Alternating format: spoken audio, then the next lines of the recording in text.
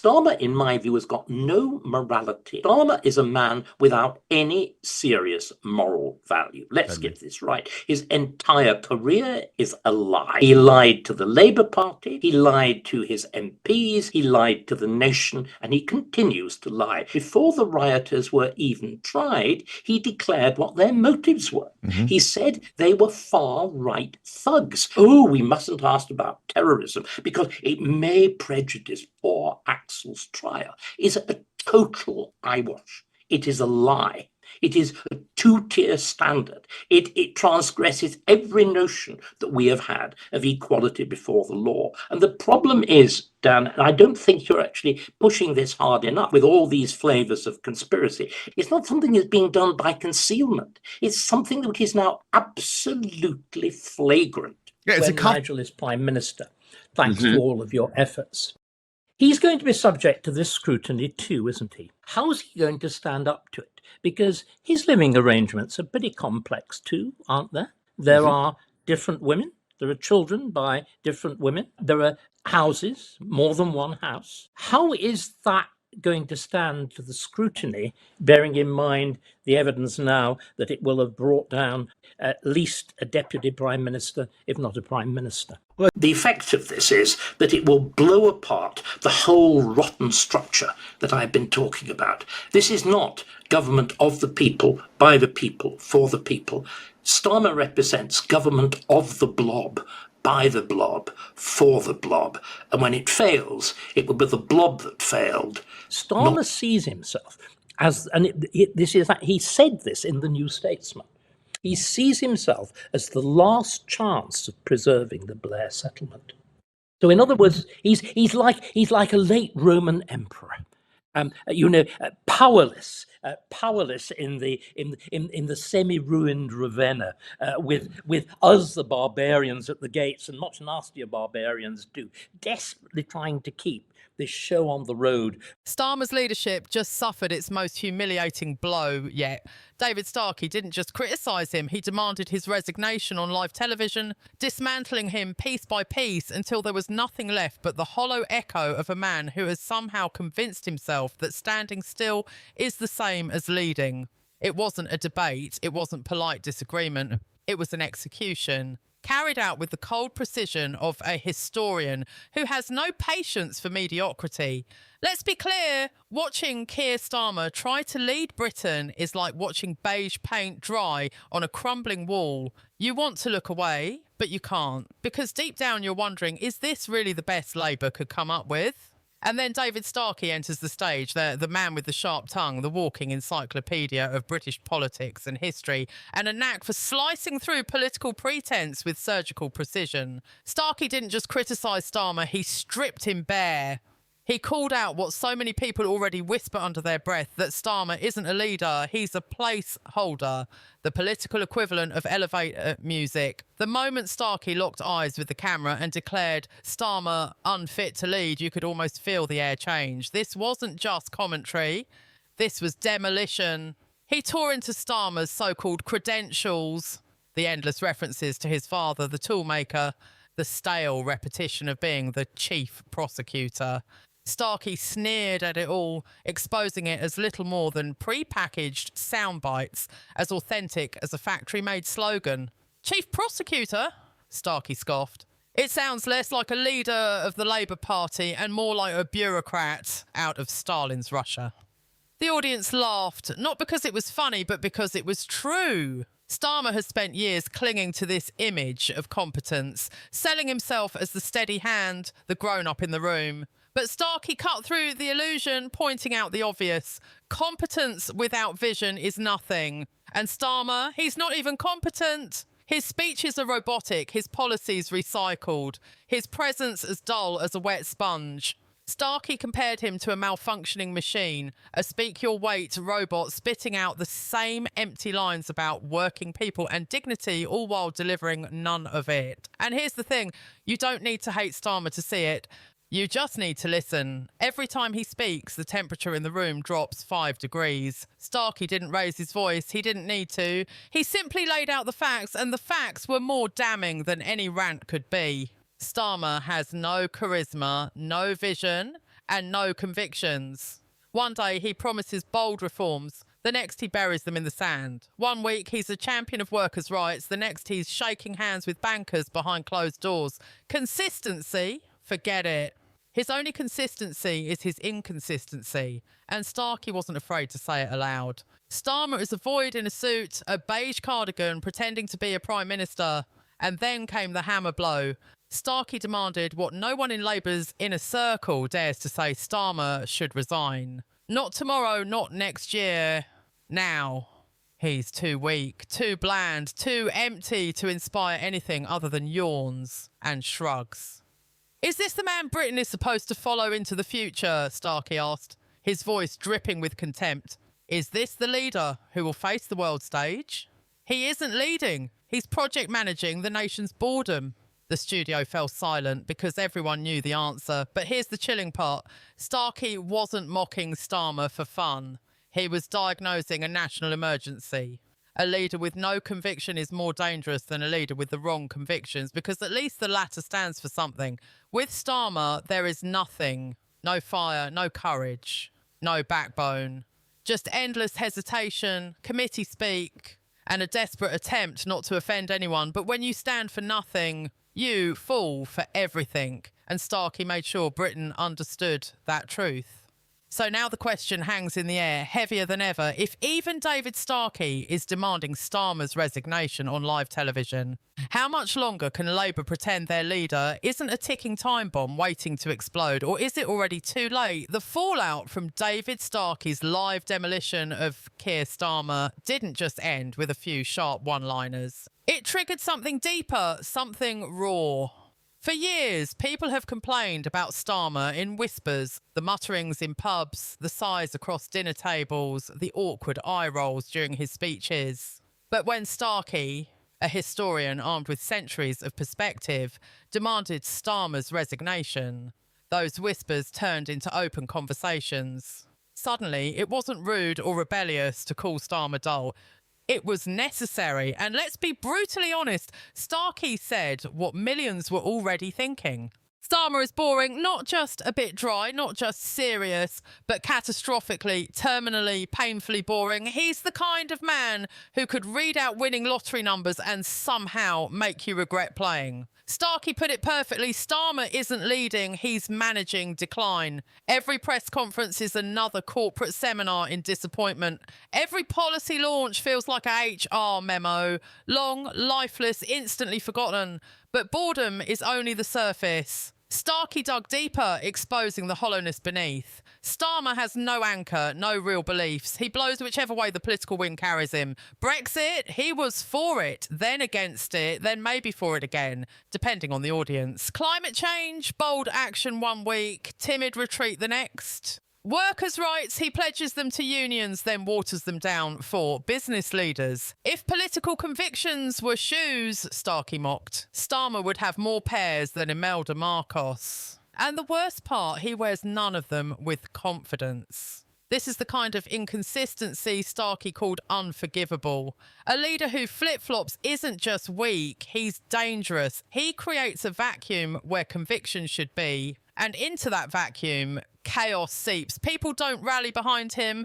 They drift, they disengage, they tune out. Britain doesn't need a beige placeholder in a suit. It needs fire, vision, clarity. And yet here we are, a Labour leader whose greatest skill is evading real answers.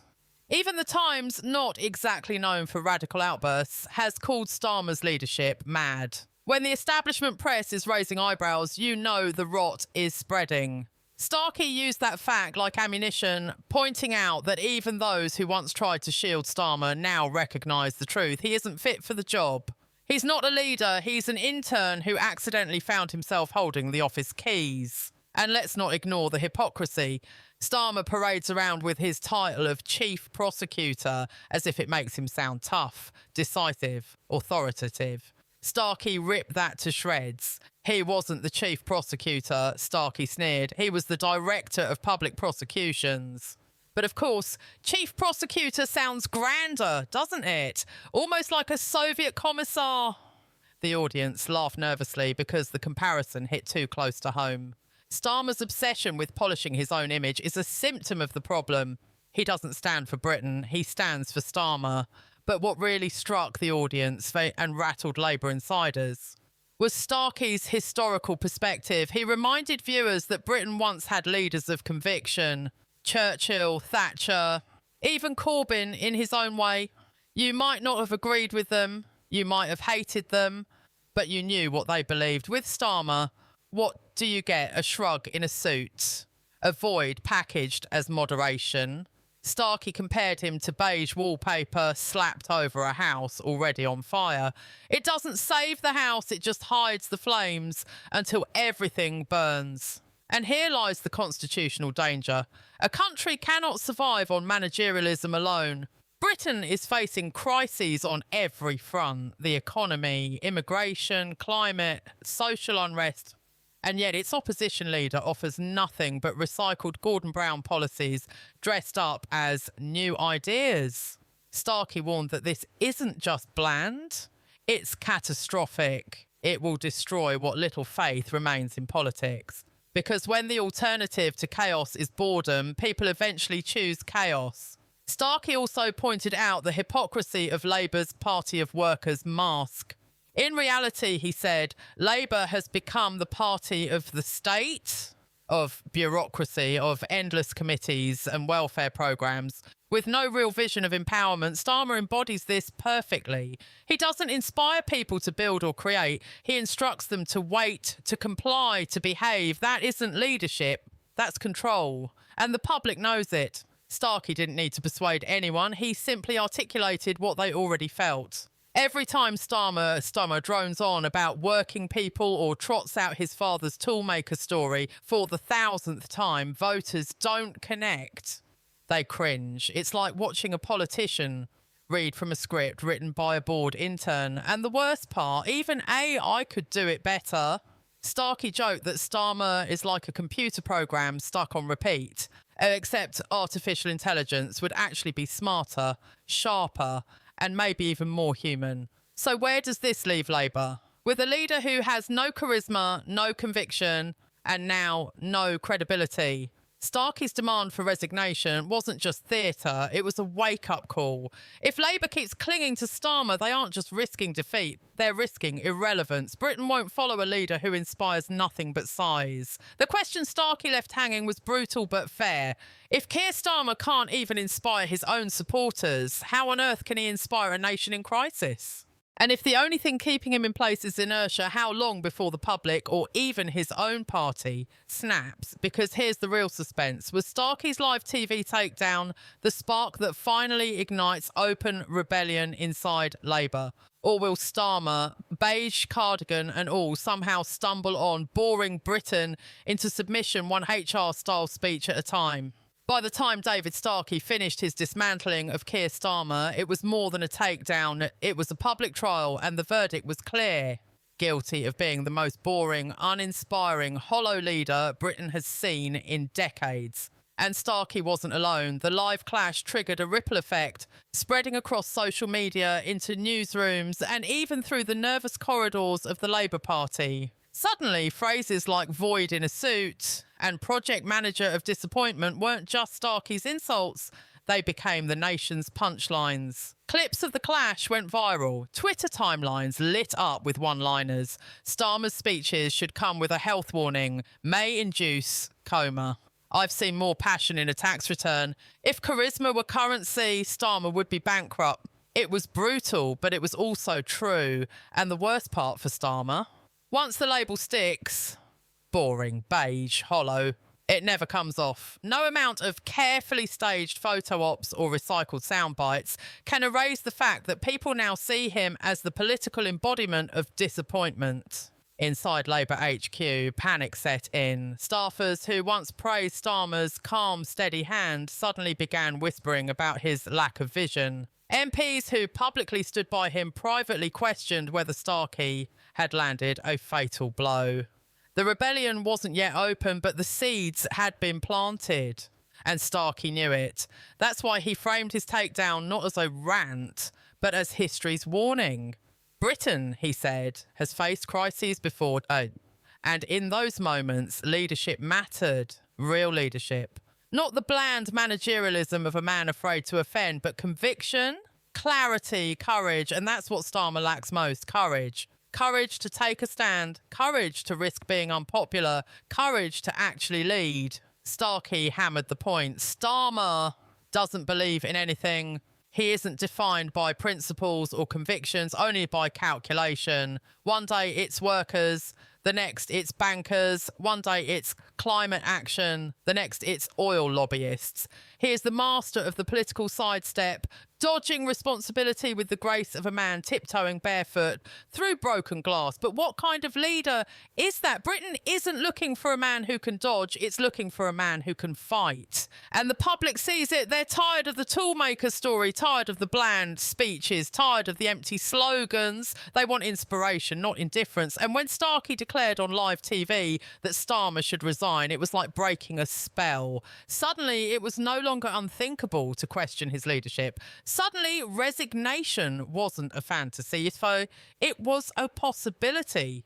What makes this so devastating for Starmer is that he can't fight back. How do you defend yourself against the charge of being boring? What does he say about, no, I'm interesting, really? The more he tries to deny it, the more he proves the point. His very defence is evidence of the crime. That's the trap Starkey set, and Starmer walked straight into it. And now Labour faces a crossroads. Do they cling to Starmer, hoping his dullness can somehow be rebranded as stability? Or do they cut him loose before he drags the party into electoral oblivion? Both choices are dangerous, but only one offers a chance of survival. Because let's face it, Britain doesn't rally behind beige wallpaper. It doesn't follow a man who inspires sighs instead of cheers. It doesn't want a Prime Minister who drains energy from the room like a faulty light bulb. So where does this end? Starkey has already laid down the gauntlet. Starmer must resign. If he doesn't, the Labour Party will bleed credibility with every passing day. The public will tune out, the media will sharpen their knives, and sooner or later, the whispers inside Labour will turn into shouts. Resignation may not just be Starkey's demand, so it may become the nation's. The real suspense now is whether Starmer even sees the danger. He thinks he's being clever by standing still, by dodging firm positions, by waiting for the Tories to collapse under their own weight. But history doesn't reward hesitation. History punishes it. And Starkey, more than anyone, knows what happens when weak men try to hide behind process and committee speak. They're swept aside, which brings us to the final burning question, the one Starkey left lingering in the minds of millions. Is Keir Starmer already finished, his downfall inevitable, his resignation only a matter of time? Or will Labour cling to him until it's too late, sacrificing their future to protect a leader who was never really leading in the first place? Because in the end, Britain isn't just watching Starmer. Britain is waiting to see if Labour has the courage to face the truth. And if they don't, then David Starkey's brutal warning will echo even louder. Keir Starmer isn't the future.